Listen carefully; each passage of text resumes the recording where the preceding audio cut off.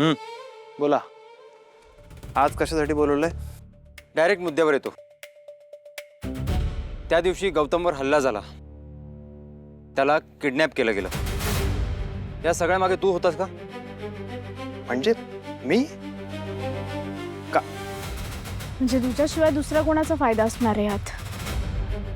Gautam kidnap झाला होता आणि तुम्हाला असं वाटतं की मी या सगळ्या मागे आहे? हे बरं आहे यार, इथे मी तुम्हाला हेल्प करण्याचा प्रयत्न करतोय.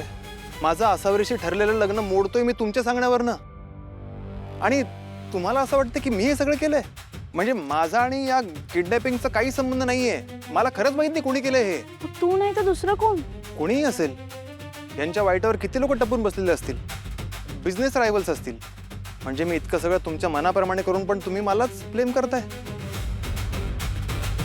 ठीक आहे, मी किडनॅप केलं गौतमला, असं अज्युम करू आपण. पण यातनं मला काय मिळणार आहे?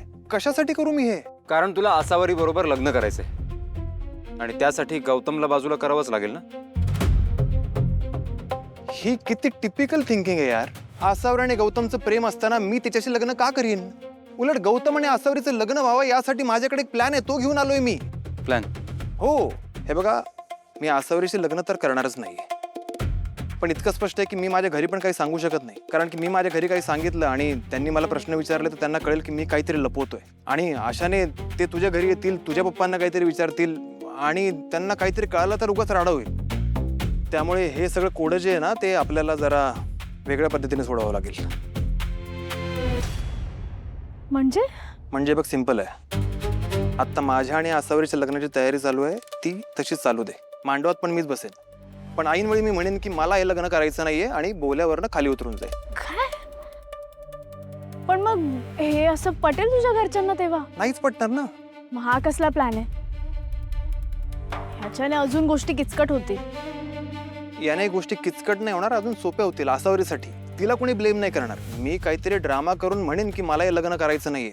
तेवढ्यात तुम्ही गौतमला बोलवा, दोघांचं लग्न करून द्या. आय नो थोडासा ड्रामा क्रिएट होईल, पण ठीक आहे ना, दोघांचं लग्न तर होऊन जाईल. अरे पण आयत्या वेळी जर मम्मी पप्पांनी ताईचं लग्न गौतमशी नाही लावून दिलं तर? मग तुम्ही सगळे आहात ना, तुम्ही त्यांना पटवून द्या, समजावून सांगा.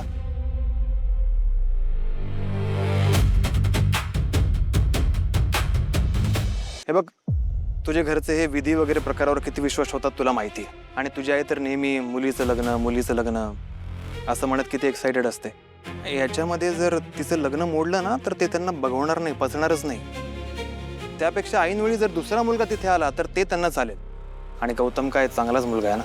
आणि मांडवातून मुलगी परत जाण्याऐवजी गौतम स्वतःहून पुढे आला आणि जर म्हणाला की मला आसावरीशी लग्न करायचंय, तर तुझ्या आईबाबांच्या नजरेत गौतमसाठी रिस्पेक्ट किती वाढेल आणि कुणालाही काही शंका नाही, त्या दोघांचं लग्न होऊन जाईल. याचा तुला काय फायदा होणार आहे? तू तुझी इमेज का खराब करून घेतोयस? Are you really serious? Image